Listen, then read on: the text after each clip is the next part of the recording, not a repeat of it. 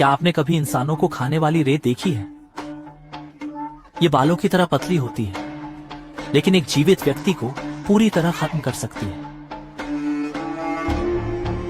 महिला ने अपना पैर रेत पर रखा, पर यह नहीं पता था कि रेत ने उसे पूरी तरह से जकड़ लिया था। कैसे भी करके नहीं निकाल पा रही थी। उसने अपने दोनों हाथों से खींचने की कोशिश की, पर निराशा से उसके हाथ भी रेत से मजबूती से जकड़ गए। आदमी ने बचाने की कोशिश की, लेकिन एक ठोकर के कारण वह गिर गया और पूरी तरह से रेत पर लेट गया, जिससे वह हिल नहीं पा रहा था। सभी लोग अभी भी हैरान थे। तभी दोनों की दर्दनाक चीखें सुनाई दी। प्रेमिका जोर से आदमी को पुकार रही थी। प्रेमी ने ताकत से सिर उठाया, लेकिन पता चला कि आधा चेहरा पहले ही रेत में समा चुका था। भीड़ पहले ही डर से सन्न रह गई थी और सिर्फ अपनी आंखों के सामने अपने दो दोस्तों को रेत में डूबते हुए देख सकती थी। कल रात ही यहाँ हंसी खुशी का माहौल था। यहाँ एक समूह युवा पार्टी मना रहे थे। दो आदमी न जाने कहां से एक बड़ा मांस का गोला ले आए और फिर उसे आग पर भूनने लगे। सुबह सुबह महिला नींद से जागी, लेकिन उसने पाया कि समुद्र तट पर लोग गायब हो चुके थे। सिर्फ कपड़ों का ढेर बचा था। उसी समय एक छोटा पक्षी समुद्र तट पर खाना खोज रहा था।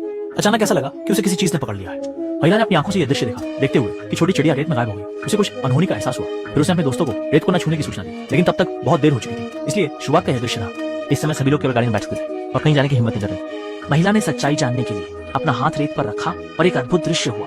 रेत की सतह से अचानक अनगिनत बालों की तरह पतली रेखाएं निकली। ये सोच पाना मुश्किल है कि ये पूरे इंसान को निगलने वाले राक्षस हैं। दूसरी ओर दाजवांग भी जाग चुका था और उसे अब यह भी नहीं पता कि उसने पिछली रात कितना पी लिया था, जो खुद को लोहे के ड्रम में सोया हुआ पाया।